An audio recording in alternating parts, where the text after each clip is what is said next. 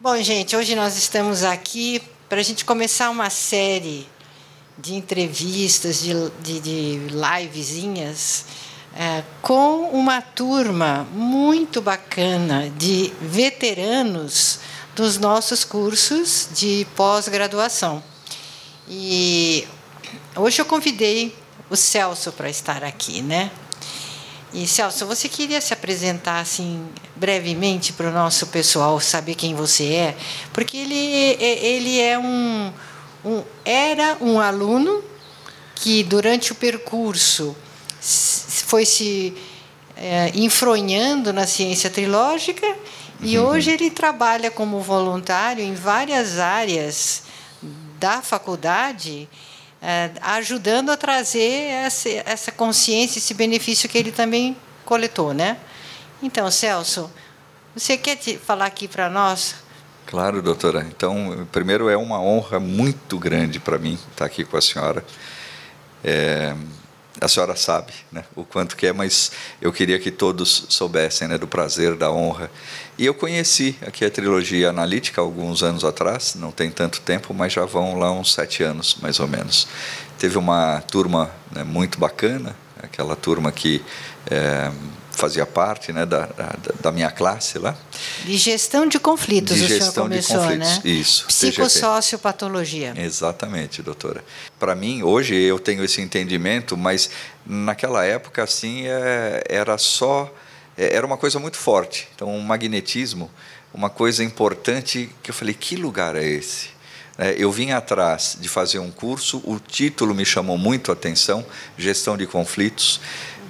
A nossa vida, ela acaba sendo cheia de conflitos, né? Onde tem gente tem conflito, é assim que eu percebia, trabalhando com o pessoal, com gestão de pessoas também, com várias pessoas, sob a minha responsabilidade. Quando eu vi esse título, eu pensei, é isso. E pensei muito no aspecto de trabalho, né? O aspecto profissional. O senhor trabalha com comércio de calçados, né? Sim. Nós somos comerciantes, né? Meu pai já é do ramo e eu segui. Então, é comércio de calçados. Quando eu vi esse título, Gestão de Conflitos, eu falei, é isso que eu estou precisando. E, para mim, foi muito bacana perceber o quanto que a gente precisa se conhecer. Né? Escuta, Celso, que ano foi que você começou esse Gestão de Conflitos? Comecei em 2017, TGP 7, fiz a minha matrícula em 2016, e eu confesso que eu fiquei ali uns 3 meses, enquanto eu esperava formar a turma, bastante ansioso. Eu não vi a hora de começar, foi uma coisa assim muito forte. Queria muito fazer um curso que eu não sabia o que era. Mas você captou alguma coisa? Aonde que você captou? Como que você captou? Quem que te contou sobre esse curso? Ninguém me contou. Eu tinha pego um jornal na rua. Foi a Mária que me entregou o primeiro jornal. A finlandesa. A finlandesa Mária. E não sai da minha cabeça a imagem da Mária me entregando o jornal, uma docilidade. Foi aí que me captou. Eu falei, nossa, uma senhora aqui me entregando um jornal, mas assim, uma classe, eu senti assim um amor. Sim. E você vê, né? Ela veio da Finlândia, lá de Tampere, ou de Turku, eu não sei bem qual das duas cidades que ela veio, e veio para o Brasil porque ela encontrou nessa ciência um ideal de vida.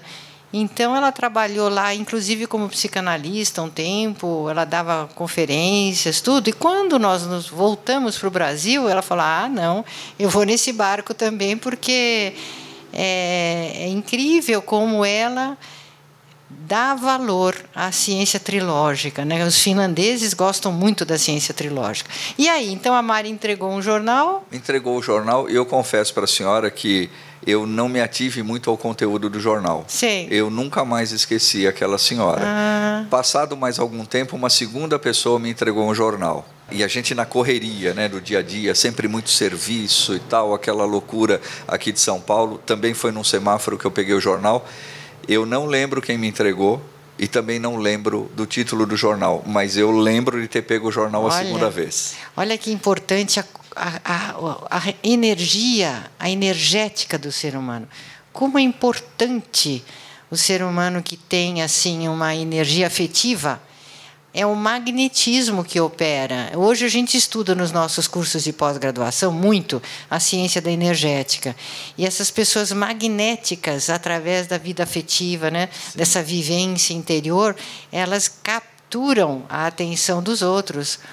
Bom, Celso, você sabe, né, que nós estamos já na 29ª turma de gestão de conflitos. Eu comecei com isso muito timidamente, né?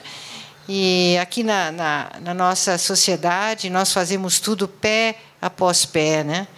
E é um crescimento orgânico que nós usamos. E alguns chamam a nossa faculdade de faculdade boutique, porque ela é pequena e tem muita qualidade. Mas já estamos na 29ª turma e já formamos pelo menos 700 alunos em gestão de conflitos, né? Desde que a gente começou. Isso, para nós que somos pequenos, é um sucesso muito grande, né? E essas pessoas depois são transformadores, são multiplicadores de consciência na sociedade. Então, hoje em dia, você já vê um monte de gente falando nas lives e nos programas de televisão e nos artigos sobre a inversão, o mundo invertido. Sim. Isso é um conceito científico descoberto pelo Dr. Kepp, que é o formador, o fundador e o presidente da nossa sociedade de ciência, né, trilógica. Ele que descobriu isso em 1977, a inversão. E a pessoa que descobre a inversão e se aprofunda nessa descoberta, aí a vida dela muda totalmente. Aí, então, aqui eu tenho uma listinha dos principais profissões, né, que procuram advogados, comerciantes, administradores de empresa, arquitetos, advogados, empresários no geral, psicoterapeutas, psicanalistas, dentistas, médicos, donas de casa, todo mundo quer gestão de conflitos. Então, Celso, eu vou te perguntar uma coisa. Sim. Quando você começou a fazer esse curso, logo no começo, houve qualquer coisa que você aprendeu, captou, que já você começou a usar na prática, na gestão dos conflitos da sua empresa? E talvez, quizás, na vida de família, que tem tantos conflitos também? Onde que você notou primeiro? Sim, doutora, eu acho que, evidentemente, na empresa, que é onde a gente acaba tendo aquele convívio, né, cotidiano. E então, em primeiro lugar, foi na empresa. Depois, também na família. E eu ouvia nos cursos, que essa mudança, né, de pensamento, esse magnetismo, essa energética acabava ajudando na família. Às vezes eu pensava, eu confiava, eu acreditava nisso, mas não entendia como. E claro que hoje para mim é muito claro isso. E também é diretamente relacionado com o autoconhecimento. Então, eu confesso que eu também acabava tendo a impressão que as coisas não funcionavam tão bem e é como se o problema estivesse só fora, que efetivamente está fora. Mas como lidar com aquilo? Então, Você tem um exemplo de alguma patologia, especialmente, que você... isso, olha que interessante, esse é o problema. Eu acho, doutora, que...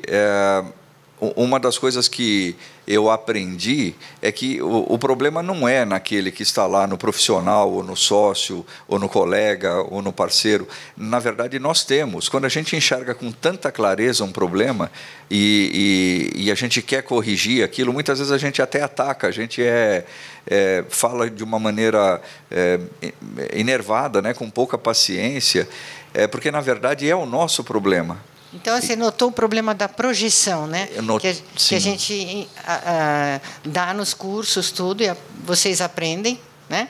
A identificação projetiva, a projeção, que é um conceito básico da psicanálise, né? Sim. Então, vocês já começam a lidar com instrumentos psicanalíticos no trabalho. Sim, senhora. Eu lembrei de uma outra situação também que é profissional, que aconteceu agora recentemente. Sim. Eu tive, isso aí deve ter uns 20 anos, eu tive uma discussão com um representante comercial e uma marca importante, e o tempo passou e houve uma cisão ali. E, é claro, a gente continua no ramo, eles e eu também, né? Então, trabalhando com o representante dessa marca, deve ter uma semana ele comentou comigo, ele falou, puxa, como você mudou. Mas eu venho trabalhando com ele já, no mínimo, há uns 4, 5 anos. E ele achou que mudou no quê? Ele não falou, mas na nossa conversa, para mim, fica muito claro o que nós mudamos. Eu tive uma discussão com o dono do escritório de representação, que ele tinha a mesma posição que eu. Eu também era filho do dono. Meu pai era o empresário e eu também era filho do dono. Então, o filho do dono, ele se coloca numa posição como se ele fosse o dono. Né? Ele está lá, ele simplesmente está lá. Ele foi colocado e tem poder. Sim. E acha que tem autoridade. Né? Sim. Então, eu era muito parecido com o filho do dono lá do escritório de representação. Sim. Então, no final, nós acabamos conversando isso e ficou engraçado, porque quando ele me falou que eu mudei muito, imediatamente me veio aquela ideia na cabeça que, quando alguém fala que mudou muito, na verdade, não é um grande elogio. Significa que antes você era um problema. Né? É verdade. E eu que bom que mudou. Sim, que bom que mudou. Mas como a gente é muito censurado, né? Também aprendi aqui, essa censura que a gente, até tempos passados, é difícil a gente querer aceitar que era. Mas quando a gente aceita, não que era, que é, eu acho que a gente tem que estar em constante, com o olho sempre aberto, porque, de repente, isso aí faz parte dos costumes que a gente tem, da nossa educação, aquelas coisas da família que já vêm, elas ficam meio latentes lá. E você acha que você ficou mais sincero no trato com os seus funcionários e com os seus colegas? Porque você sempre foi muito direto, né? Mas como que foi essa sua sinceridade a partir de um momento passou a ser diferente do que era antes? Sem dúvida, doutora, sem dúvida. Em que medida? É isso de ser muito sincero, mas controlar aquilo que eu estou vendo no outro, que na verdade sou eu. Quando eu era sincero, ali tinha um nervosismo. Um ataque. Tinha um ataque. E esse ataque não fazia bem. Esse ataque acabava gerando um problema nos relacionamentos profissionais, nos relacionamentos sociais, familiares. Quando eu entendo que aquilo sou eu, e eu gosto daquela pessoa, eu gostaria genuinamente de ajudar essa pessoa. Então, eu aprendi aqui nos cursos que eu precisava me ajudar primeiro. A analogia é aquela do avião, né? Que se faltar o ar, as máscaras vão cair. Então, põe você primeiro a máscara. Você precisa estar oxigenado. E eu tinha a impressão que eu já era oxigenado. Só que não era. Né? E hoje, isso foi dolorido para você, aprender aqui que você não era toda essa bola que você pensava? Foi dolorido, e hoje eu também entendo que é bastante dolorido para todo mundo. Eu tenho a impressão, isso aí pode ser uma impressão que eu tenho, que eu acabei aceitando porque eu tive uma educação e uma formação que não era essa de ficar passando a mão na cabeça. Então, para mim foi mais fácil, eu acredito, né, que tenha sido mais fácil nesse aspecto, porque eu já estava acostumado a ouvir as verdades. Sim. Aquelas que a gente não gosta de ouvir. Sim. Né? Nesse sentido, eu acho que eu tive uma certa facilidade por já ter tido uma educação assim. Então, eu não espanei. Uma boa educação, né? Uma boa educação. Uma educação antiga dos portugueses, né? Que vinham para o Brasil e faziam... Assim, muitos ficaram ricos aqui até, né? Sim. E são muito trabalhadores. Isso é uma característica do povo português que vem para cá, né? Sim. Ele vem para cá para fazer a vida dele ser uma vitória, né? Econômica. É que eu acho muito admirável isso. Eu vejo nos amigos do meu pai. Meu pai vai fazer agora 90 anos, então os amigos são dessa faixa de idade, e eles eram muito jovens, com 20 anos, eles chegavam aqui e iam trabalhar em padaria. E todos eles acabaram sendo empresários do ramo de panificação, e eu acho muito bonito quando eu vou em algum aniversário de um desses senhores com meu pai, eu percebo o quanto eles são humildes, genuinamente humildes. Então, você está falando do seu pai, eu particularmente sei de um love story aí, né? Uma história de amor, né? Sim. Você considera isso um resultado dos conhecimentos trilógicos, esse reencontro seu com seu pai, essa reaproximação? Esse, doutora, é o maior presente que eu poderia ter tido na vida. E eu devo aos senhores, à ciência trilógica. E uma vez, em uma análise de grupo, eu até comentei com a senhora, estava sendo eu, né, analisado, e quando falaram da minha inveja, eu falei, doutora, mas eu não percebo assim essa inveja. E eu achei tão bonita a sua resposta. Eu falei, mas é óbvio, né? Porque se o senhor visse que a inveja, já estava vendo, não era mais inveja? Então não conseguia ver. Então tinha uma ideia assim deturpada do grande amigo, né, que é meu pai, né, da sabedoria, né, do meu pai. Mas ele sempre foi muito rigoroso, né? Então eu meio que com a educação que eu recebi em casa e depois com essa mescla que é a nossa cultura na rua, aí eu caí no mimimi. Né? E eu fiz a identificação invertida, claro. Eu comecei a achar que as virtudes, né, eram minhas, conhecimento, inteligência. Afinal de contas, quem nasceu numa grande capital, nascido e criado na grande capital, era eu. Né? Meu pai era do interior, com origem na roça. Então, eu achava que a sabedoria era minha, não a dele. Que coisa, né? Isso é eu acho que é um dos pontos que a gente pode ter mais alegria, né? De ver assim que, através da conscientização da patologia, muitos filhos se reconciliaram com os pais aqui na ciência trilógica, fazendo análise, fazendo os cursos. Bom, aqui tem duas coisas ainda que eu queria te perguntar, que eu estou com... Está na ponta da língua. Pois não. Uma é puxando um pouquinho agora para a questão dos portugueses. O senhor, obviamente, aqui, fazendo o curso, o senhor teve acesso à tese do livro História Secreta do Brasil, Sim. que coloca no Brasil e na lusofonia, e nesse Brasil-Portugal, uma missão incrível a ser realizada ainda.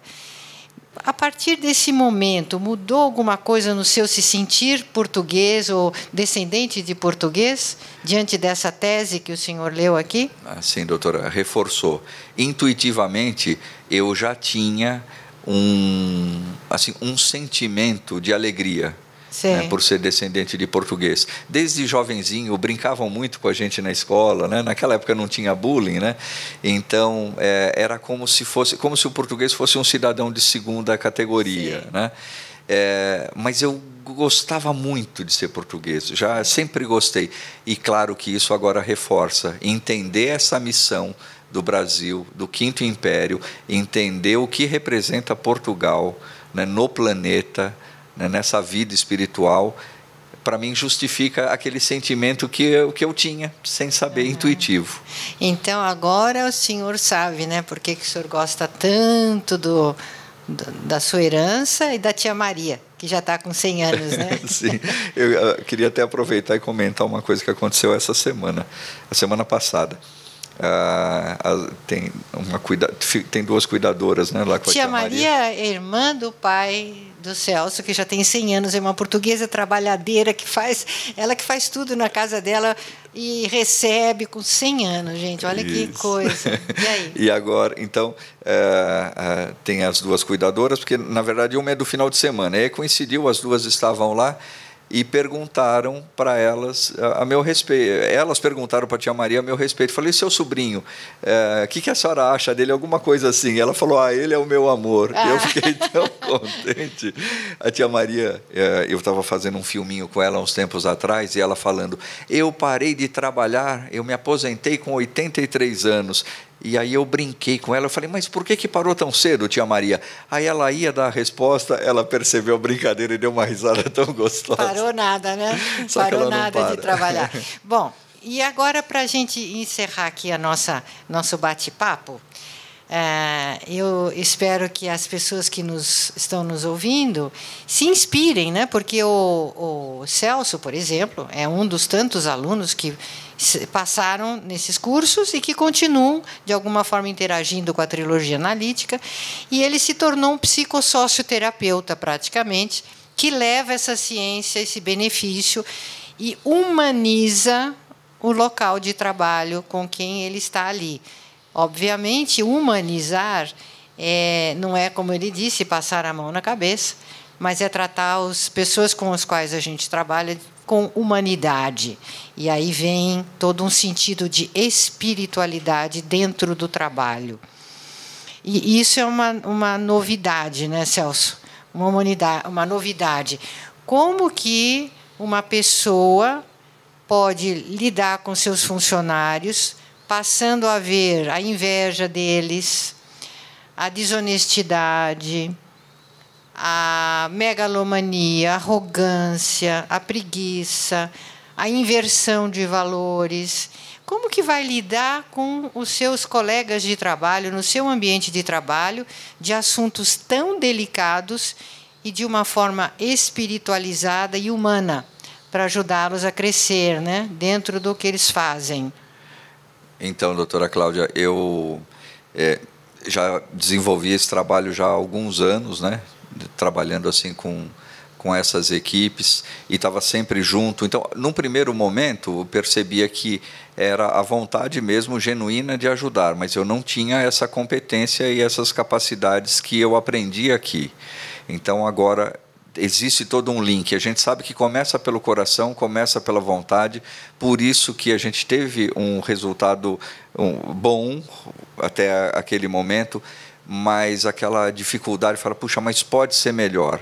Então, eu diria que quando a gente vem fazer um curso aqui, vem ter esse conhecimento aqui, vem beber aqui dessa fonte, é uma coisa muito diferente. Todo mundo buscando aí uma série de cursos, e eu fiz inúmeros, coaching e tal, mas o que a gente percebe é que todos eles ficam na tona, todos são muito superficiais, e passa mesmo aquela impressão, no final, de que é uma coisa comercial. Aqui o que a gente sente é que não tem o aspecto comercial. Então, eu confesso que quando eu cheguei aqui, eu pensava, mas por que gente com conteúdo de um valor tão grande, com tanto conhecimento, uma ciência magnífica dessa, falei, esse pessoal ele é falho assim, na área comercial, na divulgação. E agora eu entendo que não tem nada aqui de comercial. Quando a gente fala a verdade tem uma força, ela tem um poder, que é aquilo que faz se aglutinar as pessoas que têm o mesmo pensamento. É uma ressonância, Uma né? ressonância. Começa a haver uma ressonância energética. Então, se alguém ouve o senhor falar, por exemplo, a gente aqui falar, alguns já se identificam, outros já rejeitam, e vai havendo uma seleção natural pela ressonância, né? Agora, senhor Celso, eu acho que algo muito importante nós precisamos deixar aqui registrado. Dentro do seu trabalho de voluntário da Faculdade Trilógica, o senhor está realizando algo incrível. O senhor já foi locutor de rádio, né? Sim, doutora Cláudia. Eu trabalhei na Rádio Bandeirantes em década de 80. Então, 85, por isso essa 86. voz de locutor, né? Então, o que acontece? O Celso, espontaneamente, voluntariamente, começou a fazer uma mini rádio na própria casa dele e fazer as gravações, que são os minutos de trilogia. Ele seleciona trechinhos dos livros publicados pela Proton Editora, de autoria do Dr. Norberto Kepp, e de minha autoria e outros autores, e ele distribui, nós distribuímos para todos os alunos da faculdade, diariamente, os minutos de trilogia, que tornam a nossa vida totalmente diferente de uma vida, né, sem graça, sem sal. Então, esses minutos de trilogia encantam. A gente já começa um dia de pé direito. Que bom, doutora Cláudia, porque olha, o meu sentimento foi o seguinte: essa maravilha toda registrada nos livros do Dr. Kepp e da senhora. Eu, com essa profissão de locutor, embora eu não atue na área, mas para mim foi sempre um hobby, é uma delícia. Para mim, quando eu faço isso, eu estou feliz. E eu lembro de ter comentado com a senhora há muitos anos que eu poderia fazer isso. A senhora ouviu, né?